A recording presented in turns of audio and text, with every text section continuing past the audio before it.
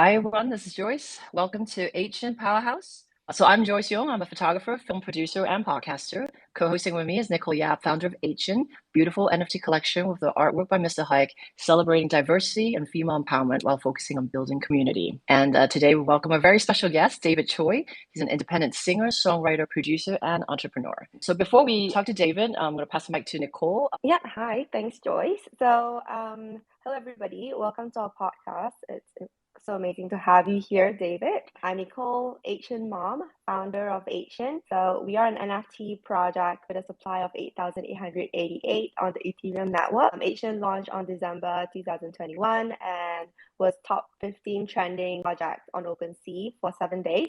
I started Asian with the aim to create a global and inclusive community to bring people together who share admiration for the Asian cultures. So my goal is to represent, to educate, and to build a lasting presence in the NFT space.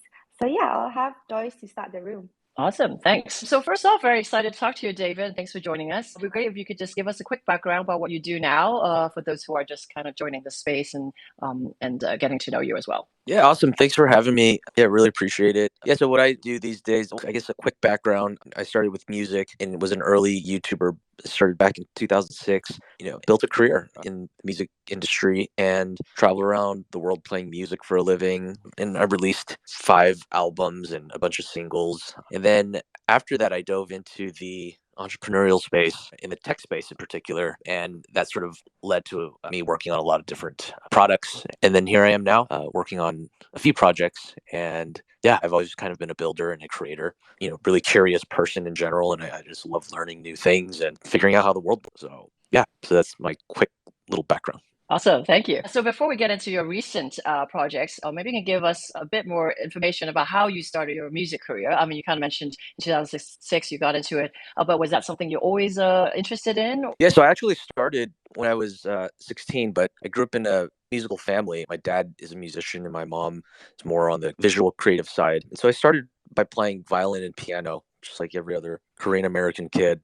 I really hated it. I remember I would even fake practicing back when I was growing up. We had cassette tapes and I would lock the door and I would record myself practicing for like 20 minutes and then I would play it back on the speakers. So it sounded like I was practicing. That's how much I hated music, actually, or practicing, I would say. And then when I turned 16, I discovered songwriting. And songwriting was an amazing, mind-blowing concept for me because I realized that you can actually create something that's of your own instead of having to practice music that was created by someone else. And that creation process somehow just really clicked with me. That became an obsession. And I started diving really deep into music production and songwriting and how do I do this? How do I do that? And a lot of it, I learned it on the internet, actually. There's so much more information now than there was when I started, but, I just was really determined to turn this into a career. And that's kind of how I got started. And then when I was 16, that's when I discovered the songwriting process. I decided, that I wanted to do this because it was something that I was just, like I said, I was hooked on. It was like a drug and I didn't stop. That's amazing, especially hearing that you at first didn't really enjoy it. I mean, it is more the process, but still kind of hindered a little bit, right? Your excitement about music to kind of then discover it in a different way. So that's quite an amazing story. Kind of really flipped it on its head. Were your parents surprised, or they kind of like, oh, I knew you're going to be in this industry, I mean, given that they're in that industry, in the music industry? I think my parents running a music store, and I had different instruments at my disposal. Like I didn't realize what I had in that particular environment, and so I think for them, they weren't opposed to it, but they also weren't excited about it because I think they probably remember me as a kid telling them that I'm going to become a doctor and a lawyer at the same time and go to Harvard. And I didn't do any of that, obviously. Yeah, I think they were just kind of watching me and they weren't supportive either. I wish they were, actually. In some way, like it was good that they didn't support either because I had to prove it to them. I think that might have also been one factor in motivating to succeed. Just to prove it. It was kind of like that chip that I had on my shoulder, like, okay, I can do it. Let me show you. I can turn this into something successful. And this is something that I love. And so I think those two things combined, working hard on something that you're passionate about, you will inevitably make it in some way, shape, or form. Well, Yeah. don't you feel that that is kind of like a really typical Asian parents thing, because like for me as well, in 2019 when I wanted to open my bubble tea store, because I saw that there was an opportunity to open a bubble tea store in my local area because there weren't any. And my parents were like, "Oh, it's not gonna work." And I was like, "What?" It's like, why? Why would you say that? It's like you didn't even do your research, you know. So they literally say that, "Oh, it's not gonna work. You're gonna waste your money and stuff like that." And a part of me, other than really starting it because I do love bubble tea, it was to kind of prove my family that they were wrong, and that was basically kind of like the motivation that I am capable to do something. And I do notice that a lot of us, like our parents, are similar like that. I don't know about Joyce. So yeah, that is just what I thought. We were quite relatable. True, absolutely. I mean, definitely it motivates you, right? Like having someone kind of, I'm not sure whether you can do it, or saying that, well, nobody else has done it. Why don't you just follow a regular path? I mean, I think that is fairly typical in a way, especially when I was growing up as well. So it's good that you turned that into a motivation and what fuel you to continue to prove them wrong. I mean, for me, I guess I stuck with a corporate career for a while, and then I changed career to be a photographer. So it was kind of a different way of saying, okay, now I proved that I can do the regular path. And so now I want to kind of break out and do something else. So for sure. And I think it's the same with David. They're supportive. I mean, they're kind of like quietly supportive, but not outwardly supportive. So you have to kind of do a lot of things to prove your case. So that is definitely the situation as well. Yeah. So David, I do want to ask you actually, what is your biggest break? So obviously you did a lot of hard work and you grinded. And when did you feel was your biggest break into the music industry? When I look back on things, when you're in it's really hard to see the story. But when I look back on it, I think the big break for me first one was very early on when I was 18 years old. I was a senior in high school and I entered some contests with my music. That was a big break for me because I won those two contests. I actually started with electronic music back in the day and before I started with like the stuff, but I won a remixing contest. It was a David Bowie remix mashup contest and I actually won a car. I won an Audi at the time, Audi TT. And I decided to take the cash instead. And so they gave me $30,000. I took the $30,000 and I bought a bunch of music equipment. At the time, I was living with my parents. So I bought all the necessary music equipment that I needed. And some of the equipment I still have today and I still use it. I invested that money. And I would say that was my first initial break.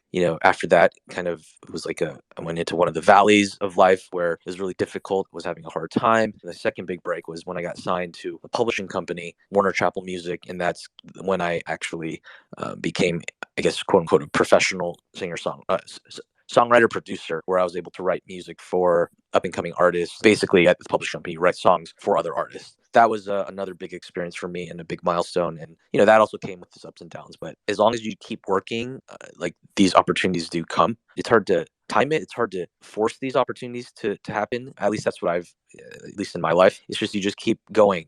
Day by day, you just keep going. You're either gonna get burnt out and leave and do something else completely different, or you're just going to keep going and get through all the difficult times. And the advice here is to not think of it as a grind, but more so I'm enjoying the process and really thinking about the small wins, celebrating the small wins, and eventually those big wins and those big opportunities to come. So true, for sure. Definitely enjoy the small wins. And you need those small steps, right? And small goals to get to that big goal. So you do want to have that and say, hey, this is successful. Let's go to the next thing and not be down all the time, I guess. Because being in the creative field or being in a different kind of field in general is very difficult. And if no one else has forged that before you, then you just kind of have to figure out your way, right? So as you said, there's a lot of ups and downs. You got to get through it and figure it out yourself. And I mean, I think a lot of it's also choices, right? And kind of how do you problem solve through it? Because I mean, I was going to say, when you're 18, your first big break, I mean, that takes a lot of maturity to decide at that point to take the money and invest it, right? Wait, at that time, when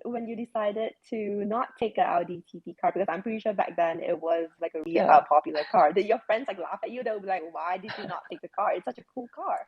I mean, for me, I don't think a lot of my friends knew about it. I didn't have like a lot of friends, just had like a few, but I already had a car at the time. I was driving a Honda Civic, and I knew I needed the equipment. I cared more about the equipment than I cared about my social status. I was obsessed. I really wanted this so badly to succeed and make a career in music. I was desperate, like I said, when I first started. I knew that was a decision I had to make. After I got the money, I think for the next like 5 years, anytime I would see an Audi TT, I would just be like, oh, that could have been my car.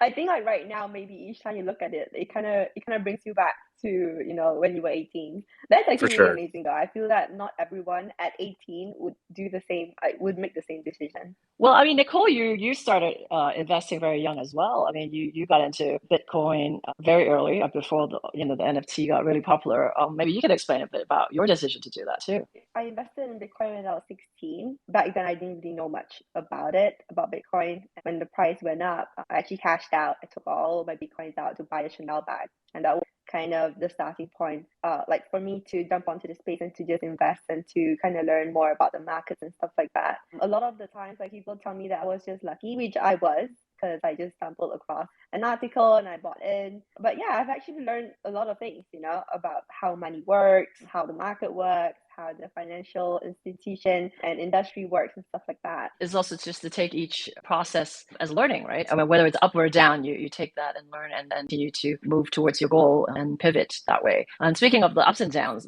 David, I also want to understand what, I guess, challenges and how did you overcome that? Because it sounds like, yeah, between, the two big break and also a lot of stories and challenges. So if there's any one or two particular ones that you can highlight. I mean, there were a lot of difficult moments. Even I mentioned the first two milestones. The third one would be starting on YouTube very early on, and that taking off. But each, I would say, sort of milestone in life came with its ups and downs. A lot of downs. Like you said, in the creative industry, it's very difficult and volatile. So I would say that in terms of some of the most difficult moments in my history, I would say my internship. That was really difficult. I was a very introverted kid growing up. I had, like I mentioned, just like a couple friends. Yeah, I think that was one of the biggest hurdles for me was how do I, if I want to be successful in music and get my songs out there. And I didn't want to be an artist at the time, by the way. I just wanted to do music, whatever that meant to me at the time. I don't even know what that meant to me. But I just wanted to do music full time and get paid for it because I wanted to do what I loved. The internship was difficult because they didn't really treat me well. I mean, if I look back on it right now, like they were kind of racist to me. They were racist to me. I did a lot of things that weren't music related. I made wallpaper. I painted furniture for them. And this was a recording studio. I picked up their kids from school. I went in, made coffee. I bought them coffee. I drove an hour. It was hour one way to the studio and an hour back. And so I would get there in the morning and I'd leave really late at night. And I'd do that every day or Monday through Saturday for a couple of years. And so that was really difficult. I wasn't getting paid. Once in a while they'd buy me lunch, but that was a really, really difficult time period for me. And I was miserable. And that's kind of what led to me having that opportunity to sign to Orange Apple Music. That was a difficult moment. I would say another one, when I was on YouTube, I think this is something that every YouTuber, every creator goes through, negative comments. At the time, it wasn't a normal thing. You got to imagine like a brand new space and it's filled with really opinionated and toxic people. There hasn't been that much that has changed since then because everyone still goes through that. But that's just something that I think affects all creators mentally. Some of it either builds you up and creates thicker walls around yourself just as a defensive mechanism, or it can break you down and destroy you. And that also happens to people. And for me, I took that as a learning experience. And I think those are a couple, I guess, stories of just some of the difficulties. Also being, one more thing, being a minority, in America, right? I always felt like a minority, but I also used that to my advantage. There were a lot of shows and that I got booked for because I was Asian American. Like, for example, there's college clubs all across the United States that, focus on just celebrating Asian Americans and their culture. So like you would find organizations like CASA, the Korean American Student Association. There's like the Chinese Student Association. There's like hundreds of these organizations. And that was a great opportunity for me because I was able to get booked for a lot of these shows and I was able to continue I was able to make a living doing all of this. And so those are great opportunities. But then you also get all the racist stuff too, right? I mean, I had that my entire life and I still get it once in a while. I'd walk down the street and then they'd be like, oh, Asian, go back to where you came from. Doesn't really bother me as much these days, but I had my fair share of that growing up. And I grew up without having a lot of Asian Americans around me. So that was something I had to deal with as well. All of these are, like I said, they just make you stronger. I think it's really about reframing what that means to you. I can take it personally and I can be like, okay, I want to kill everybody who says that to me or treats me that way. Or I can just say, okay, they're just not educated or they're just hateful people. And you try not to make it, ruin your day. But sometimes it does. We're all human. So those are Absolutely. some of the things I've dealt with. Yeah. Wow, yeah, definitely lots of difficult moments. I mean, that internship definitely sounds very awful. Can't believe you can stick with it for a few years, but as you said, like take that as an opportunity. There's a goal in mind, right? So you keep at it till you can get to the next one. So definitely applaud for being able to get through a lot of these annoying situations, and in most cases where people will just walk away and do something else. But yeah, but you stuck to it because you had that particular goal in mind that you wanted to succeed in this field. That's amazing. I mean, any advice in terms of how people can kind of just turn off that? I mean, as you said, a lot of people do, especially minority in America, unfortunately, still gets a lot of the unwanted attention in that sense. Get called out or comments, and even though born raised, could be born raised in the U.S., right? Still get those comments. How do you not get too affected by it? That's a good question. I think, how do you not get affected by racist comments? For me, I've always put an emphasis on self-help, learning about myself, learning about the world around me, about different personalities. And when you peel back all the layers, people are very complex, but yet very simple as well. All of our experiences growing up, shapes us into who we are. These are all kind of like basic things, like cliche statements, but it's really understanding myself and what triggers me. I recommend therapy for everybody. I know it's a stigma in some countries, but it's actually really important because there are people who can unpeel who you are and get to the deep core, and you deal with it, and then you become better from that, and you become sort of like, oh my gosh, like I didn't know I do this thing because when this happens, right? I think it starts there. It starts with working on yourself and your mental health and more of your psychology. I think that's extremely important. Depending on how you approach it, I think it could sometimes be a band-aid solution as opposed to really working on the root cause of why you are and how you behave and how you process things. And so it's really about finding that and then fixing that. And I know it's scary for a lot of people, but I think that's an important thing to do for yourself, to understand and to fix some of those things, or at least to acknowledge some of them. If they're unfixable, is to acknowledge it and to redefine what that means to you. So I mean, this didn't happen to me, but I know with some people, if they have certain traumas when they were really young, right? Maybe they were abused. Those are things you cannot change. You can't change what happened, but what you can do is sort of like redefine what that means. Like, I mean, I'm not a professional, by the way, but I've seen things where people say, instead of holding this grudge against the person who hurt you when you were maybe a kid, you can redefine it by saying, like, this was something that made me a better person and it helped me grow. This is something that I'm going to overcome. It's something that I can kind of carry with me, but also let go and use it to propel me into a place where I can just share more love with other people. Something like that, right? Like, there are a lot of different approaches, but at the end of the day, it's really about working on the core. Thanks for sharing that. And yeah, definitely important to focus on yourself, right? And see what's important to you or what triggers you, and then kind of work around that. So switching gears a little bit, I mean, you've then had a very successful music career, still have a very successful career, and you ventured into more of the tech side. So maybe you can explain a little bit about how you started Content Creators Inc. and maybe other ventures as well. Yeah, so we started Content Creators Inc. Right before COVID hit really hard. So we raised capital in March of 2020, actually, and we wanted to build a social network, actually. It's called Taco. We actually shut it down in January of this year, but the goal was to help creators make more money. I was someone who didn't really enjoy doing brand deals that often. I wanted to just get paid for my content so I can keep making more content. Unfortunately, it didn't work out. Not enough people joined. We had a lot of people, and we've paid out a good amount of money to creators based off of their watch time. So we had like an interesting thing where instead of you having to sell something, you would just make content, and based off of the watch time that you received, you would get compensated for that. That's what we tried to build. And then in January, yeah, we shut it down. We failed. It was another failure on my list of failures, and we decided to pivot and change directions and tried a few other products that also failed. And so I'm just a big old wob of failure at this point. But but you're learning from it. You're learning from it, right? I've learned from it. And I think what I realized was most people, and including myself, you'd feel really bad. I did feel bad. I felt like a failure. And that's like the worst thing you can feel as a human being. You let down your team, you let down the people that you convinced to give you money, right? Your investors, you let down yourself, you let down a lot of other people. Of course, it's all about timing. Of course, it's about execution, all those things. And there's always room for improvement and, things I could have done better as a leader of this company.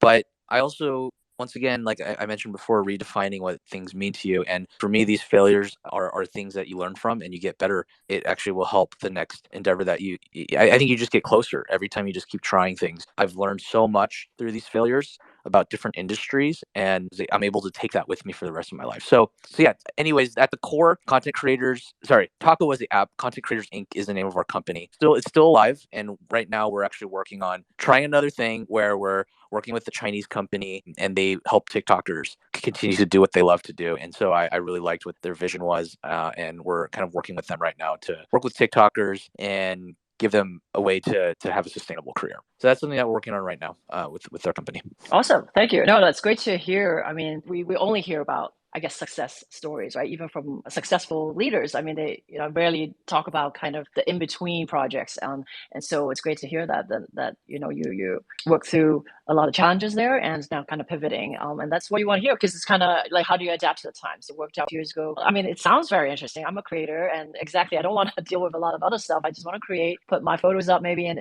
maybe do some films and things like that. I think the demand is there. It's just maybe how do you kind of then reach out to different creators, a different way to do it. Keep an eye on it in terms of your next version of Taco. So looking forward to that. And you're also getting into Web, and you Happy Voices NFT. Maybe you can explain a little bit about your journey, and in general, how did you kind of then pivot from music to tech to Web3 NFTs? So NFT space, I got into it because I was on my Twitter feed and I saw that DK Motion, he's an amazing artist. He was tweeting about one of his NFTs, and I went into it and I was like, oh, these are really cool, like super cute, and I love how it kind of like represents different moments in pop culture. Yeah, I dove deeper into it and I was like, oh, what is this? What is this? Oh, what's a wallet? Oh, what are NFTs? What's Web3, right? And my journey actually started even before that. I actually received a little bit of Bitcoin like years ago. I think it might have been like 2016 or 17. And I did this like show and they gave me a little bit of Bitcoin. Yeah, I didn't really know what it was. I totally forgot about it. Luckily, I didn't forget my keys. Fast forward again, I dove into because of DK and I saw it as an opportunity for creatives to have another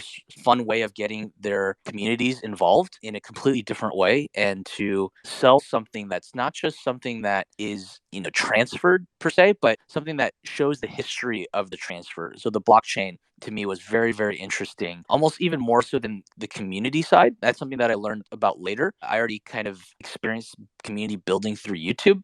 But for me, the technology was, I know we're talking about NFTs here, but I found it to be even more valuable for currencies like Bitcoin and understanding why it's important. For me, it was important. The blockchain tied to money is extremely important to me personally, because I know how our current government system works and the ability to print money and to manipulate the money, which creates corruption and imbalances the economy in the world. That's what our money does right now. It's you can print it. If you're a government entity, you can print it, and there's no true accountability there. And so for me, Bitcoin was a way for us to prevent. I mean, there will be corruption in many different ways, but the money itself is not corruptible because it's on a ledger, public ledger. So anyways, without getting too deep into that, as far as NFTs are concerned, I really liked that part of the NFTs, the more technical side of things. Cool. Super interesting to see how different people get into the space, or first get attracted to it, but then find a lot of other information, and like just how amazing the tech is. I'm still, I just got into it in February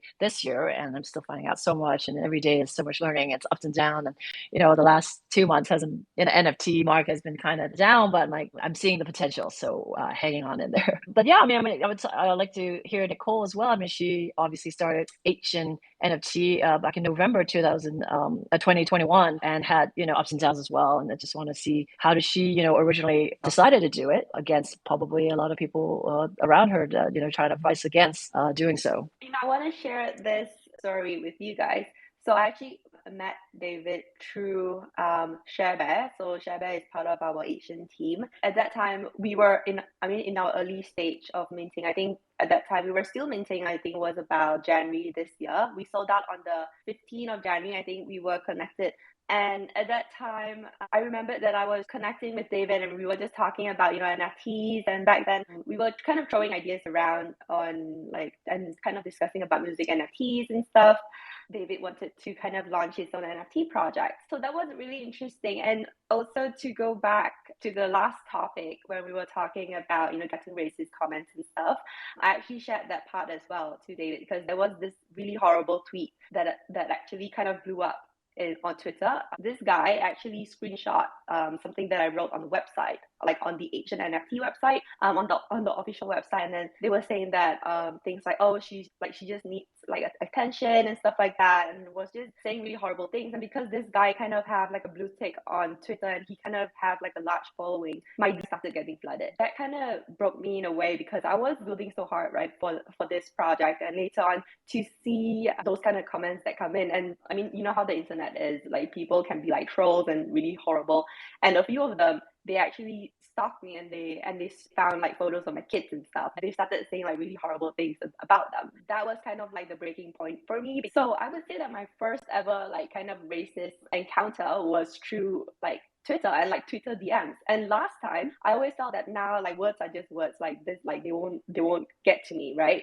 When you're in that position and when they're kind of like talking about you and they kind of like talk bad about your families and stuff like that, and also especially when you know that you have kind of put like your hard work and people would still talk bad about you, not just myself, I'm pretty sure a lot of people would actually be affected as well. David kind of gave me some advice, and he said that, oh, you don't really have to care about them, blah blah blah, they are just noise, like you do you. I mean, looking back, I actually really appreciate that advice, and that was kind of the reason why I basically just blocked that guy. I just like continued to do what I do.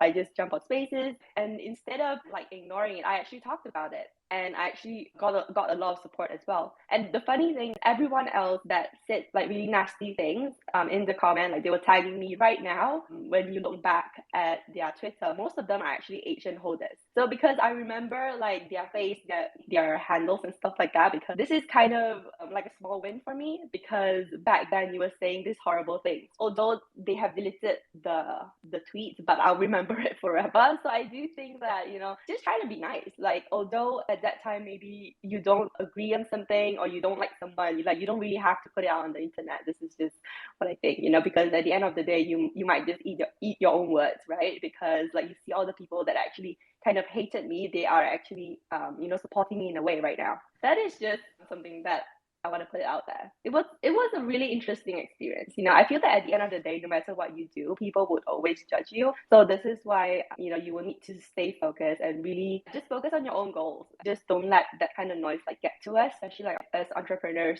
We will always get negative comments no matter what we do. For David as well, like whenever you said that you are like a huge failure, to me, I do see that there is so many things that you have accomplished as well. Thank you. I appreciate that. I think with anything that anyone pursues or anything that anyone builds, it's always going to be an iteration of whatever you just created until you get enough. It's called product market fit. And once you hit product market fit, you know it and you feel it, and you won't be able to handle the traffic that comes from that. And so I think with anything, you know when something is working or not. And if it's not working, then you just try something new, or you change whatever you're working on and you adjust. That the same concept applies, like I said, to a product or even your life. If you're going in a certain direction in life and it's not quite working out, then you either learn a new skill or you go on YouTube and you figure out why it's not working. There's a million reasons why something could not be working. And so you just either figure that out or just keep trying, right? And eventually you'll land somewhere. And if I look back on my life, that's how my life has always worked out, to be honest. In between every milestone, there are many, many failures and many moments of sadness. I would say now, after all the things I've experienced, these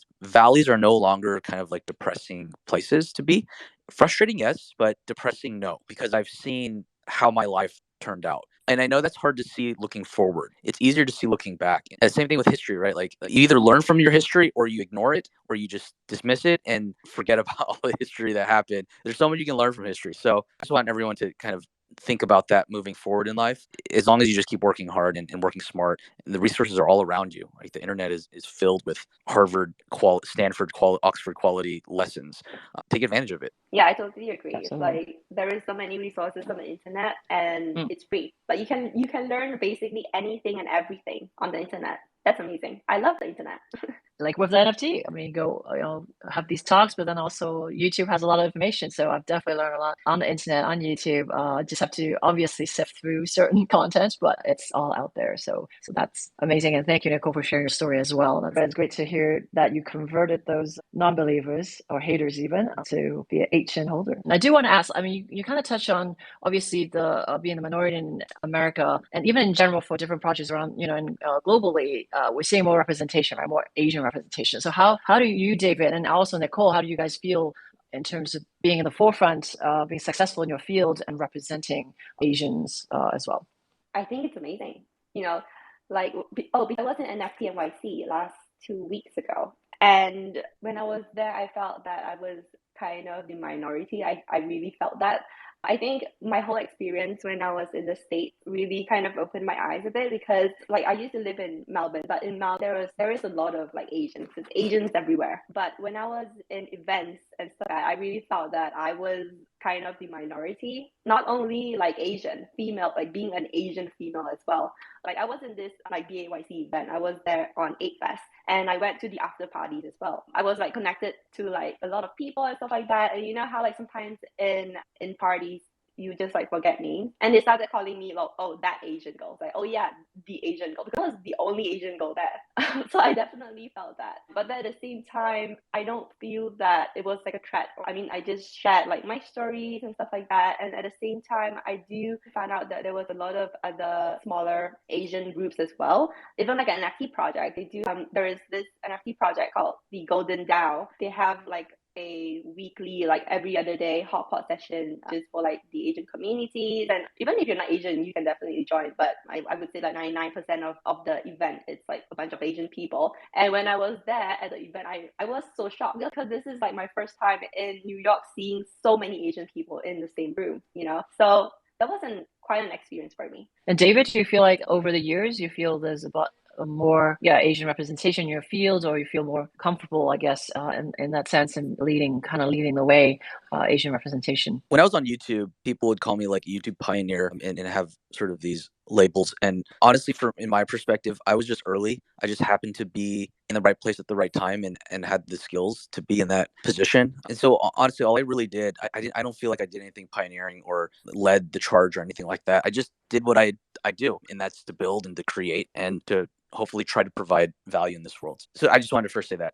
In terms of Web3 space, and being an Asian American, different industries in general, first thing is Asians work hard. It's kind of in our DNA to work hard and to work, right? Education is a big priority in I think all Asian cultures. And so education tied with strong work ethic, I think that is a combination for some level of success. I mean, I'm assuming everyone in this Twitter space is Asian, but if you're not, you should always work with an Asian because Asians will get shit done, and that's just what Asians do. So it doesn't surprise me that there are Asians that are more and more Asians that are becoming, creators, climbing up the corporate ladder, starting companies. I think in Web3, especially in Asia, a lot of the Web3 DeFi protocols and just different projects that are going on are run by Asians.